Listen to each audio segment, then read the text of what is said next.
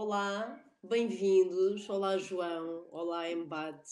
E bem-vindos a todos os que nos estão a ver e a ouvir a esta sessão do Leiria Festival Internacional de Poesia, aqui com dois convidados que eu estava a pensar, e é uma evidência, dois poetas que eu admiro muito e que dispensam apresentações, aliás, e que só lamento estar a conhecê-los assim desta forma virtual. Quem me dera estarmos numa mesa sentados todos a conversar e eventualmente a seguir irmos jantar e beber uns copos. Lamento, mas pronto, esta boémia faz muita falta à sanidade.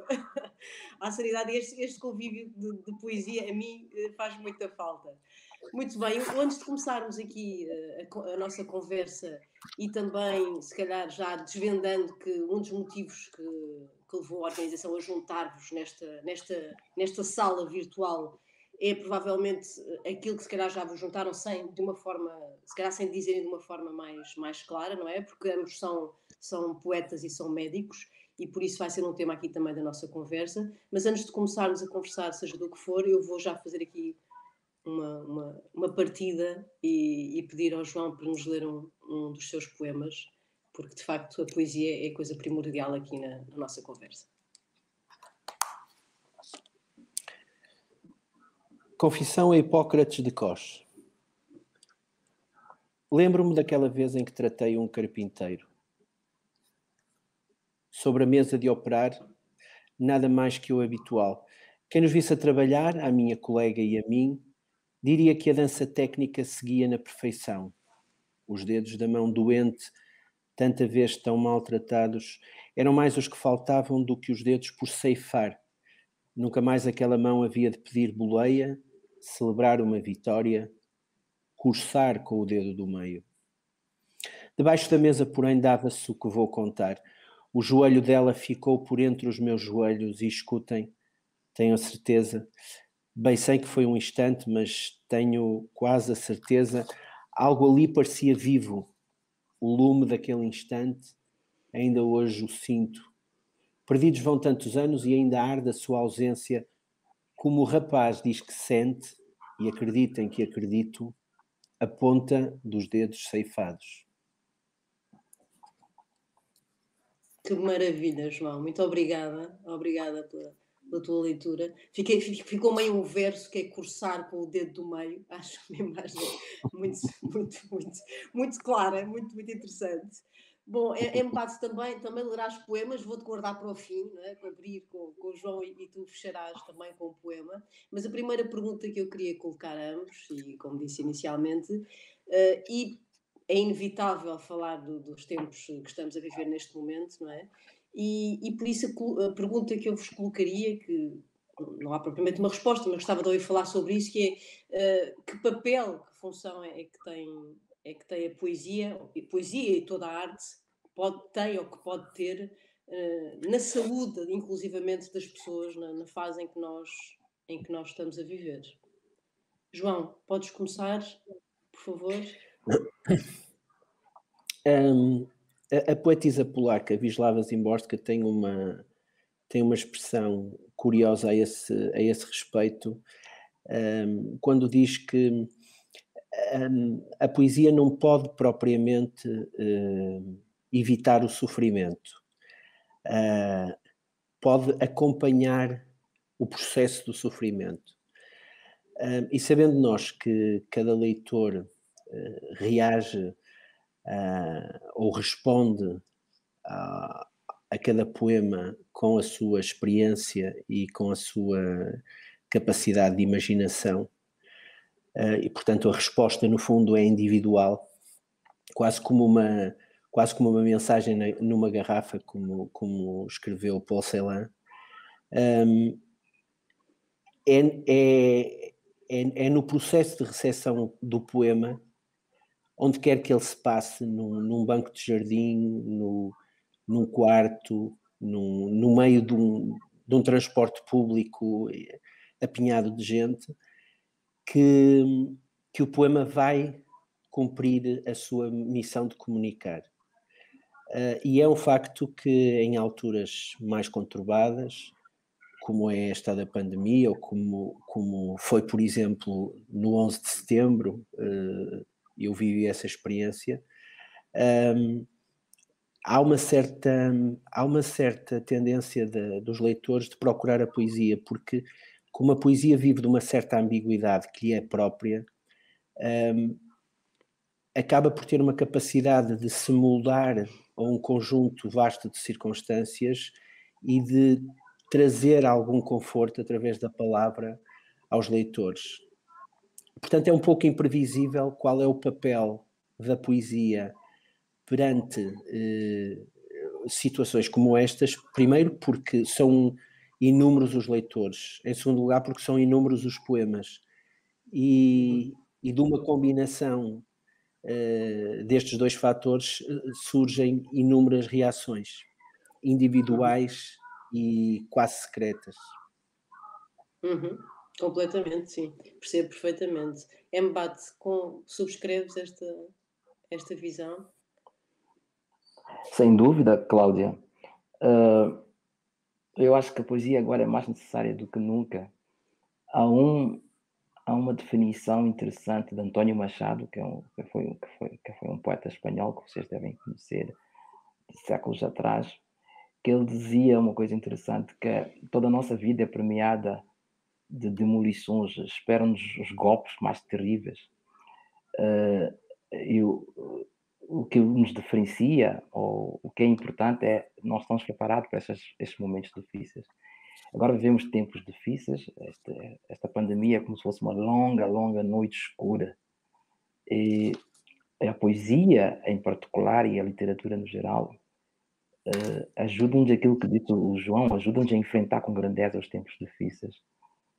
Porque, como vocês sabem, vocês também escrevem poesia, a poesia é feita contra a escuridão. Eu sempre tenho dificuldade de encontrar uma boa definição de poesia. Eu acho que é difícil definir o que é poesia, mas há uma definição. Acho que uma vez ouvi o Walter Ugumem, que é um escritor que eu gosto, aí, a dizer uma coisa interessante e a contrapor aquilo que... Contrapor ou não, ou a dizer mais ou menos, a corroborar com Ferreira Goulart, que poesia de facto não ajuda a melhorar o salário de ninguém, nem a melhorar a condição social, mas ela é uma espécie de uma luz que ajuda-te a caminhar no escuro. E nestes tempos difíceis, eu acho que é tão importante ter essa luz. Sim, sim, sim. Engraçado, fizeste lembrar também, há uma frase também de um autor, que é o Valério Romão, que não ligado só à poesia, mas a toda a literatura, que de facto funciona como uma espécie de lanterna para iluminar os lugares escuros, não é? É também essa função. Mas a fazer uma pequena brincadeira convosco e tentando também aligerar este tema que pesa a todos, não é? Mas sendo ambos médicos, tivessem que prescrever determinados autores nesta fase, o que é que prescreviam?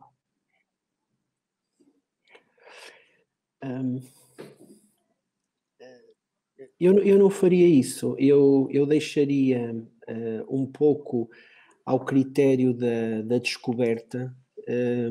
Não, mas assim não pode ser, João. Tem que ser, não pode ser automedicação.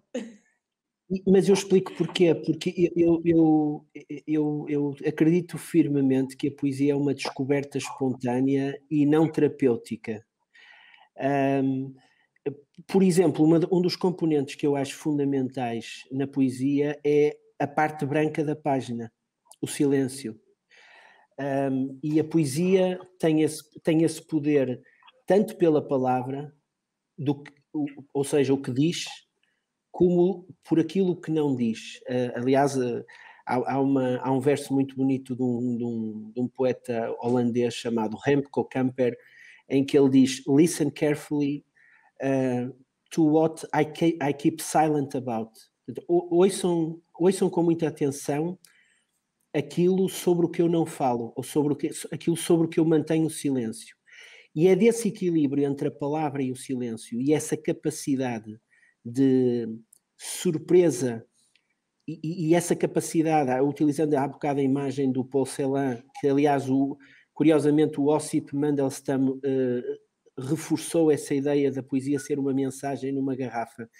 Essa capacidade de a mensagem ser lançada e não se conhecer com quem, a priori, com quem vai comunicar, essa capacidade de descoberta que o poema tem e, por outro lado, a capacidade de surpresa e de surpreender o leitor que tem, é que pode ser terapêutica. O efeito da surpresa é que pode ser terapêutica.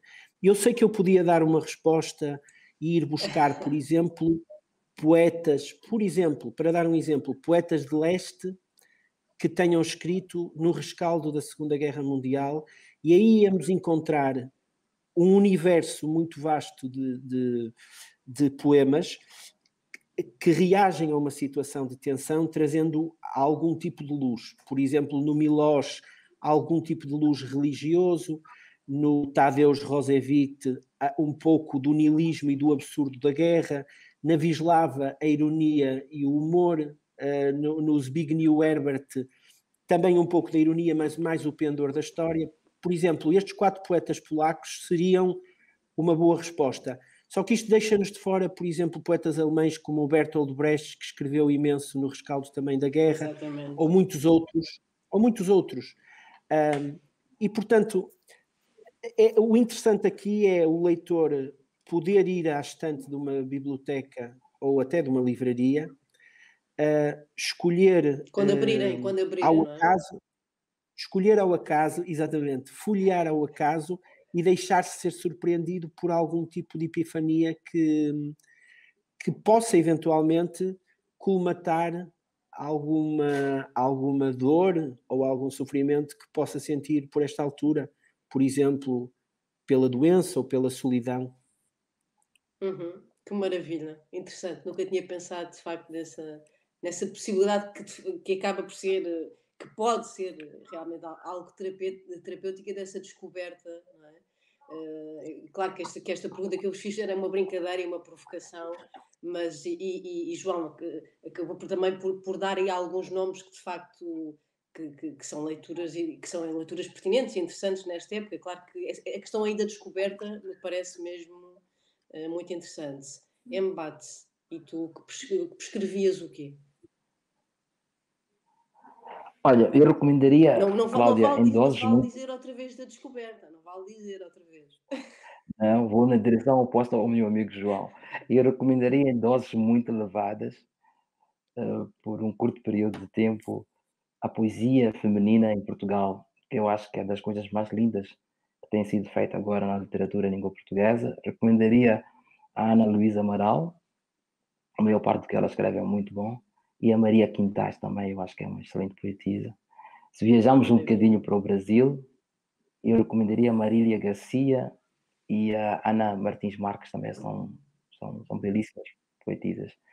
Voltando para o meu país, eu acho que este tipo de encontros servem para a gente reduzir as diferenças e aproximar-nos um bocadinho.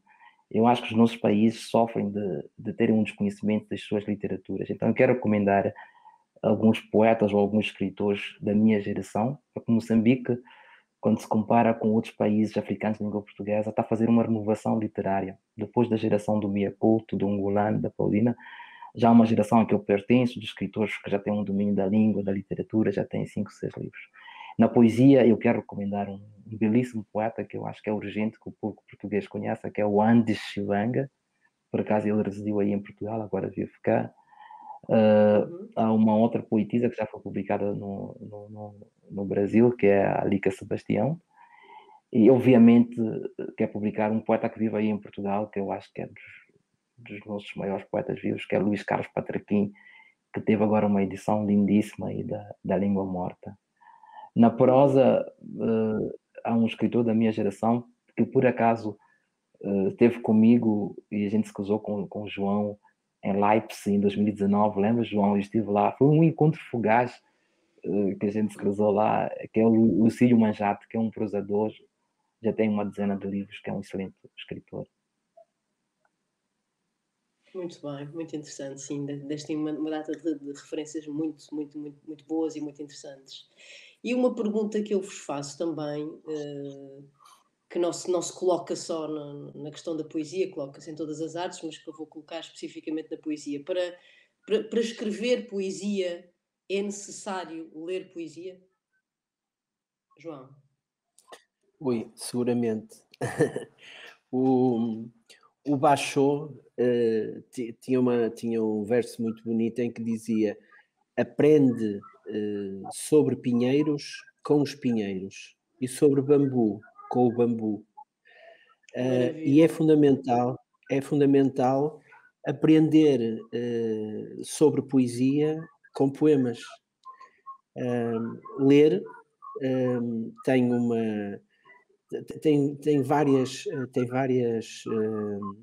vantagens para quem quer escrever poesia. Nem me refiro sequer às vantagens que tem para os leitores. Desde logo, perceber como se faz. A seguir, perceber o que já se fez.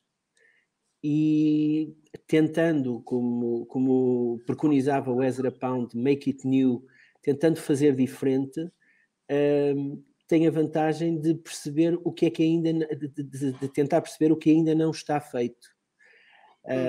E realmente eu não conheço maneira melhor de aprender a tocar um instrumento do que tocar esse instrumento.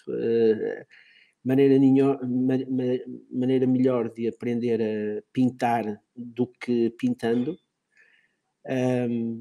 E relativamente à literatura, imagino que a ficção seja a mesma coisa, melhor modo de escrever poesia do que lendo poemas e a seguir escrevendo-os.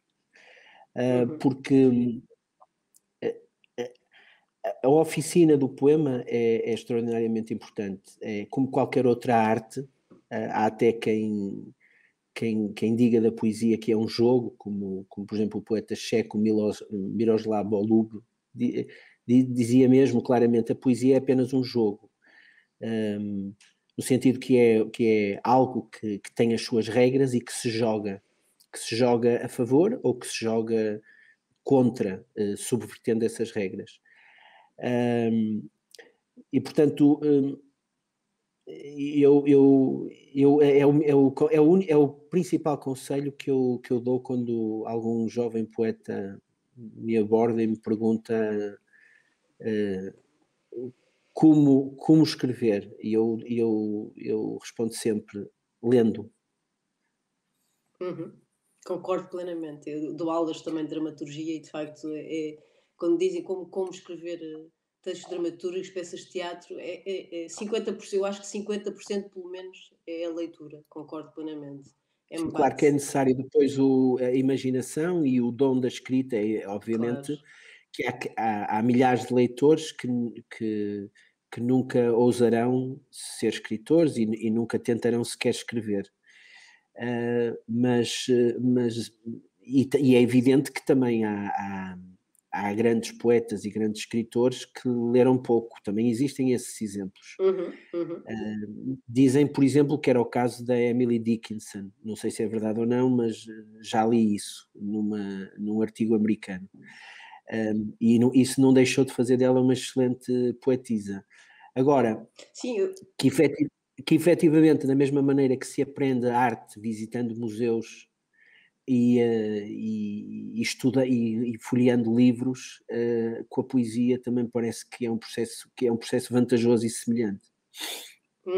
Sim, por acaso estava-me a lembrar também de um poeta que faleceu recentemente, o Manuel Sintra, de quem tive o prazer e o gosto de ser amiga, e de facto ele dizia e assumia sem qualquer sem orgulho, mas também sem vergonha, que não gostava de ler e que não lia muito, mas que de facto, por exemplo, consumia muito cinema de qualidade e muitas exposições, portanto havia outros estímulos artísticos que alimentavam também a imaginação.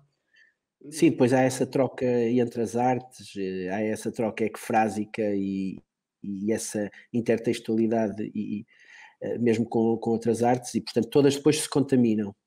Agora, acho que é um bom princípio a leitura. Sim, sem dúvida. Embate. Alimentas-te muito também de literatura para a tua escrita? Sem dúvida. É interessante que tu falaste de Manuel Sintra e eu o conheci num festival no Fórum. Ele próprio era uma figura interessante, eu gostava muito dele. Completamente. Não, sem dúvida. Completamente. Eu costumo dizer-me que Eu sou mais um leitor que escreve do que um escritor, no sentido puro da palavra, né? Então eu acho que a leitura é fundamental. É como o João disse, para se fazer um escritor, eu acho que há três pilares fundamentais. É a imaginação, como o João disse, a imaginação controlada, bem medida, as vivências, a questão da memória também é o segundo pilar. O terceiro pilar é a leitura, embora hoje em dia eu vejo alguns jovens escritores que não leem tanto assim, agora está um bocadinho na moda de não ler muito, mas eu acho que a leitura é fundamental. Eu vou usar uma analogia médica, como estou aqui em frente a um médico que eu gosto muito, que é o João, que é para ser médico é preciso frequentar um hospital, é preciso estagiar num hospital. É quase difícil ser médico sem estagiar num hospital. Para ser um escritor é preciso estagiar em livros, é preciso frequentar livros. Então, eu acho que é isto. Agora, em relação a influências, é interessante e concordo também com o que tu disseste, Cláudia. Há influências literárias e há influências não literárias. Por exemplo, há um livro meu que eu publiquei no Brasil e cá, Vacos. Eu sempre digo isto, foi escrito no momento em que eu lia mais prosa do que poesia. Eu estava a reler o Virgílio Freire, estava a ler pela primeira vez alguns livros da Virginia Woolf, As Ondas. O livro teve muitos diálogos com As Ondas, que é um livro belíssimo. Então, porque hoje em dia a prosa moderna hoje em dia tem ligações com grande poesia. Tu vês a prosa, por exemplo, cá do Mia Couto ou do Água Luz em Angola. Então eu acho que tem que se ler, não só poesia, para escrever poesia, tem que se ler prosa. Eu lembro que esse meu livro teve muita influência de música africana, na altura escutava muito música do Mali, do Senegal, e um bocado de jazz. Então há várias influências no processo criativo. Sim, percebo, sim. É mesmo as influências, os estímulos, esse alimento mesmo. E agora queria, continuando na questão das leituras, mas tentar puxar-vos pela memória e perguntar-vos, será que se lembram das primeiras leituras de poesia que fizeram e de forma se é que foi ou não impactante esse primeiro contacto, se lembram desse primeiro contacto que tiveram e como é que foi essa experiência? De que forma é que sentiram que isso, ou não, de que forma é que isso vos afetou? Afetou no sentido da afeição, até mesmo. Sim.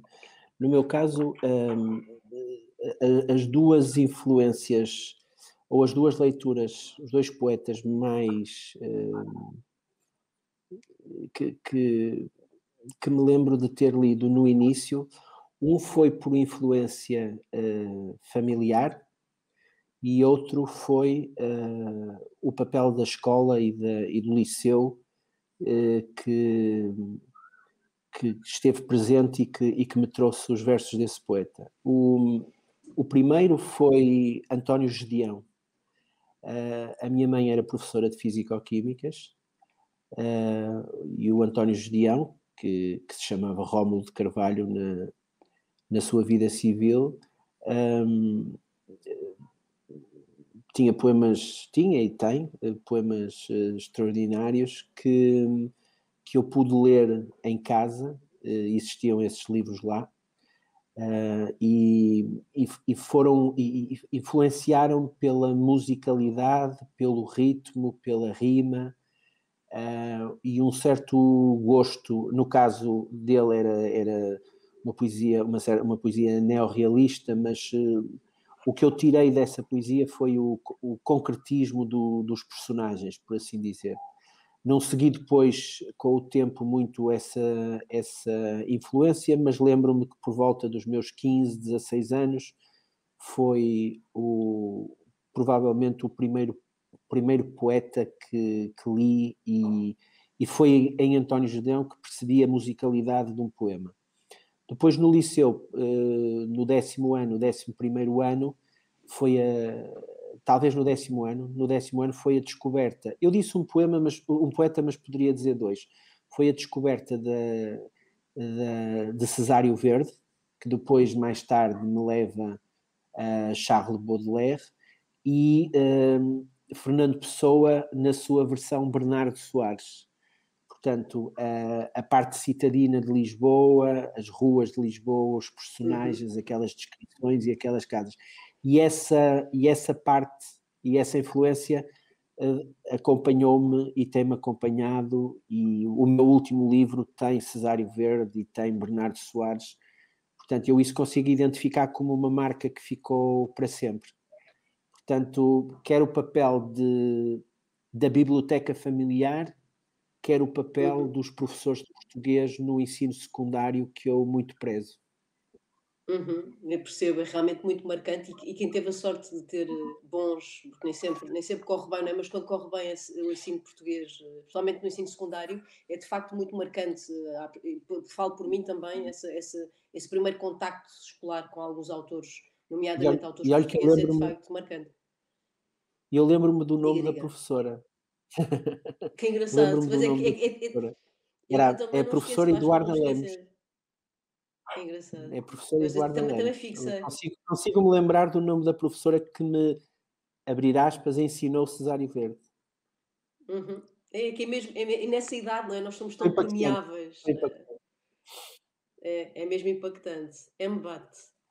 No teu caso, recordas-te como é que foi?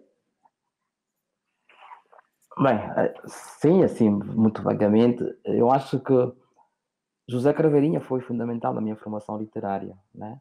Eu lembro a primeira vez que eu li Craveirinha, tem um verso lindíssimo dele que depois ficou até muito famoso, que é Eu Quero Ser Tambor, que depois acho que é o título de um poema dele. Eu dizia, mas o que é isto? Porque este tipo quer ser tambor? Então eu acho que depois Craveirinha, depois levou-me a alguns outros poetas. Aqui em Moçambique, nos anos 90, tivemos a presença nas livrarias de muitos escritores, além de portugueses, brasileiros e angolanos. Eu li alguma da literatura angolana. Circulavam mais ou melhor livros naquela altura do que agora. Eu li Arlindo Barbeiros, que é um lindíssimo poeta que tem uma obra escassa, e Rui Duarte Carvalho também, poetas angolanos. Mas depois, através desses escritores de Craveirinhas, é aquilo que estava a dizer o João, né? Tu lês um escritor, depois ele abre-te janelas e portas para outros escritores. Depois cheguei a Ferreira Goulart e Carlos Drummond de Andrade, que não só eu, o próprio Anis Chivango, Sangara Okapo, são escritores da minha geração, leram estes autores. Mas é um escritor cuja obra tem pouca repercussão ainda em Portugal e no Brasil, que eu acho que é o nosso maior poeta lírico, que é Eduardo White, eu não sei se vocês conhecem, que tem uma obra lindíssima. E aí ele viveu um bocadinho aí em Portugal alguns anos. Eu acho que é o nosso poeta que mais cantou o desejo, ou que melhor cantou o desejo cá em Moçambique. Eu li bastante Eduardo White, e Eduardo White levou-me a um poeta aí em Portugal, que é meu poeta de cabeceira até hoje, que é o Eugênio de Andrade. Então esses foram os meus primeiros escritores. Depois mais tarde cheguei a outra poesia mais complexa. A poesia do Luís Carlos Patraquim é muito mais complexa, o Edberto Helder.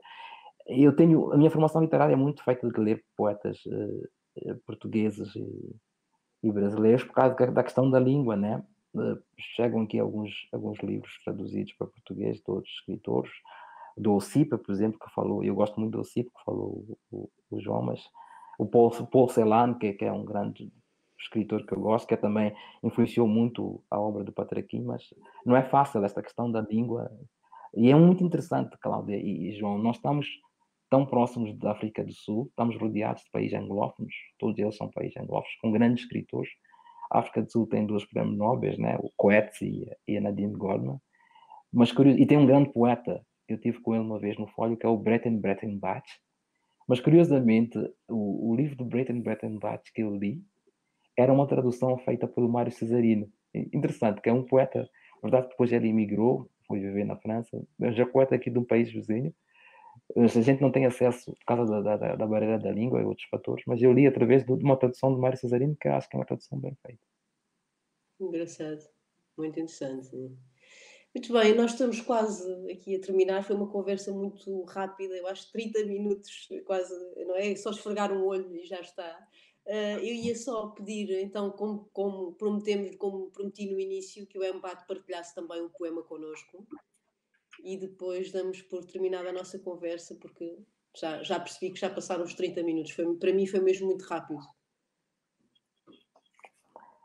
Obrigado, Cláudio. Olha, eu estava disposto a ler um poema meu que eu escrevi para o Eduardo White, que eu disse que é este grande poeta, Mas a homenagem ao João, porque o João teve. Eu estive com o João já 3 vezes, esta é a quarta vez, ele sabe.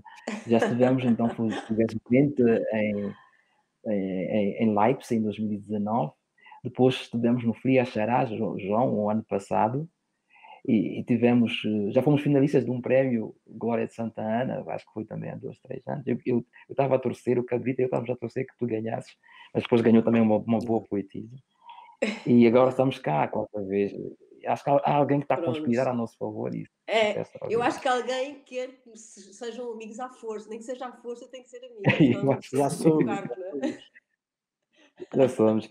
E o resultado disso, o João fez uma coisa magnífica. Ele enviou cá para Moçambique um livro dele, que é Movimento, que é este livro lindíssimo que está aqui. João, eu quis fazer uma surpresa. Eu recebi o livro e eu não te disse porque eu queria te Ah, dizer aqui. patifaria, Onde eu patifaria, estou. patifaria. Se não tinha É pedido isso ao João para ler mesmo. um teu, patifaria que estás a fazer.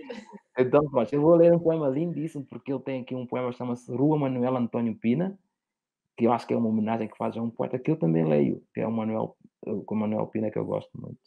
Então, o poema diz assim: caminhava lentamente como quem pede licença ao mundo para o nomear, óculos pousados na face, um gato guardado no bolso. Tive-o algumas tardes regressado do Lijin, de onde trazia takeaway e aikai para jantar. Escolhi a minha mesa para um rápido café e eu ficava absorto, nem dava pela minha falta, ouvindo sobre o seu real imaginário. O relógio dava as horas, dirigou e atirando. Chamavam artéria a rua onde a tarde nos juntava. Na verdade era uma veia se o trânsito era tudo para cá. Não o fui ver ao hospital. Talvez eu quisesse ter para sempre nesta alegria. Às vezes sei ser tão covarde. Que maravilha, que maravilha. Obrigada, obrigada aos dois. Gostei muito de estar aqui este bocadinho convosco, de trocar algumas impressões convosco. Gostei mesmo muito. Espero conhecer-vos em breve presencialmente. Desejo muito que isso aconteça. E pronto, desejo que tudo corra bem nos próximos tempos para vós. Um grande beijinho. Até qualquer dia. Obrigado. Um abraço.